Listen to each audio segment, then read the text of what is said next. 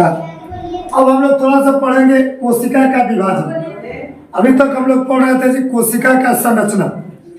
कोशिका की संरचना में हम लोग कोशिका झिल्ली देखे, माइटोकॉन्ड्रिया देखे, ठीक है, लाइसोसोम देखे, केंद्रक देखे, रसधानी देखे, राइबोसोम देखे। अब हम लोग देखेंगे कोशिका का विभाजन, यानी कोशिका का बंटवारा कैसे हुआ। तो कहना जी देखो, केंद्रक विभाजन की क्रिया कहलाती है कैरियोकाइनेसिस।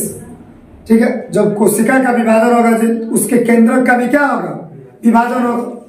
क्योंकि अगर कोई कोशिका है, ठीक है, जब ये कोशिका अगर टूटेगी तभी जाकर के नई कोशिका का निर्माण होगा। तो जब ये कोशिका टूटेगा तो इसके केंद्रक भी क्या होते हैं, टूटते हैं।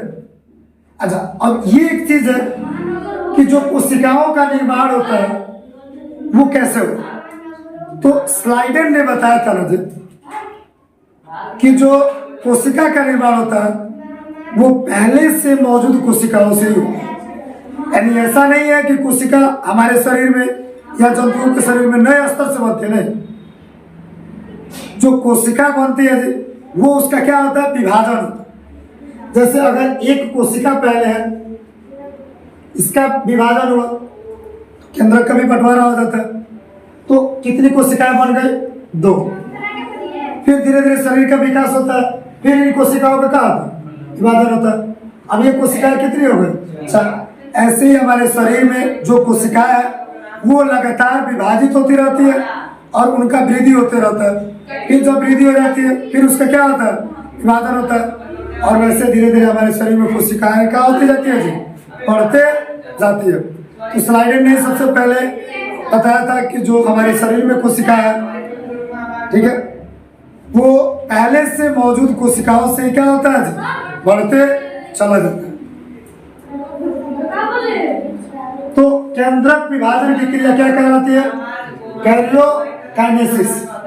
ठीक है, यानी आपका कोशिका जब विभाजित होगा तो जाहिर सी बात है केंद्रक भी विभाजित होगा, क्योंकि जो कोशिका है वो बिना केंद्रक के नहीं रह सकती।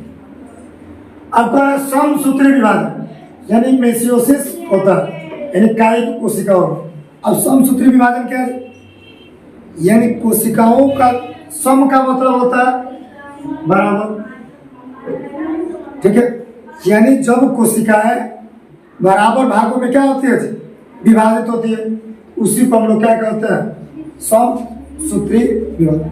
अब 2 भाग में बट रही है कि 3 भाग में बट रही है, 4 भाग में बट रही है, लेकिन वो बराबर बटना चाहिए, तो वो कहलाता है समसूत्री विभाजन। एक होता है अर्धसूत्री विभाजन। तो अर्धसूत्री विभाजन मतलब एक कोशिका आधा आधा बढ़ता है। जैसे अगर कोई कोशिका है, ये अगर 2 बराबर भागों में बट गए, इसको बोला जाता है अर्धसूत्री विभाजन। ठीक है, अर्ध मतलब क्या होता है, आधा।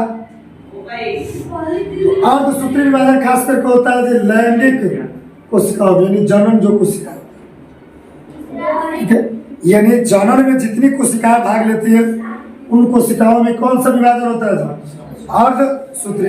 अब जनन आपको पता है, क्योंकि जनन एक ऐसी प्रक्रिया होती है जिसके द्वारा कोई भी जीव जंतु पेड़ पौधे अपनी संख्या में क्या करते हैं, वृद्धि करते हैं, अर्थात अपने जैसे संतान को उत्पत्ति करते हैं।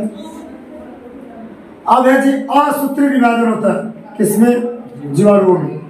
यानी ये तो विभाजन होता है लेकिन उस विभाजन का कोई थीम नहीं होता है कि वो बटेगा कैसे, विभाजित कैसे होगा, बराबर बटेगा कि एक हिस्सा छोटा होगा एक हिस्सा बड़ा होगा। क्योंकि जीवाणुओं का जो आकार होता है ना जी, वो विभिन्न आकार का होता है, गोलाकार भी होता है, बेलनाकार भी होता है, बैसिलस भी होता है। ठीक है, वो कई भागों में मतलब अब विभिन्न तरीके से बढ़ते हैं, उसकी कोई निश्चित नहीं होती है। अब है जी जो समसूत्री विभाजन होता है कोशिका में, इसका सबसे पहले पता किसने लगा, किसने देखा कि कोशिकाओं के अंदर समसूत्री विभाजन होता है, यानी उसकी कोशिकाएं समान भागों में विभाजित होती है। तो किसने किया था, वाल्टर फ्लेमिंग ने किया। ठीक है जी, सबसे पहले जब कोशिका का अध्ययन किया था तो उसमें वाल्टर फ्लेमिंग ने यह देखा था कि जो कोशिकाएं विभाजित हो रही है वो समान भागों में क्या हो रही है, विभाजित हो रही है। यानी ऐसा नहीं कि सब कोशिकाएं समान भागों में विभाजित होती हैं, क्योंकि हमारे शरीर में भी कोशिकाएं हैं बहुत प्रकार की, हर कोशिकाओं का अलग अलग प्रतिरूप है। तो उन्होंने कुछ कोशिकाओं को देखा था जो समान भागों में विभाजित होती है। उसी तरीके से अर्धसूत्री विभाजन का खोज किसने किया था जी? फार्मर और मोरेली। ठीक है, फार्मर और मोरे ने देखा था कि कोशिकाओं में अर्धसूत्री विभाजन भी होता है, अर्थात जो कोशिका है वो आधे आधे भागों में भी क्या होते हैं, विभाजित होते हैं। ये था कोशिकाओं का विभाजन।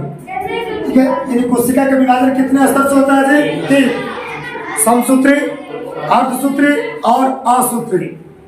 ठीक है, यानी हमारे शरीर में या जीवों के शरीर में या पेड़ पौधों के शरीर में कोशिका का विभाजन कितने स्तर से होता है? 3।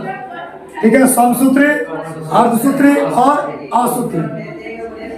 अब हम लोग पढ़ेंगे जी जैव विकास, क्योंकि जैव विकास का तात्पर्य है जीवों का विकास। ठीक है, कोई भी जीव जंतु है उसके अंदर हमेशा क्या होते रहता है? विकास होते रहता है।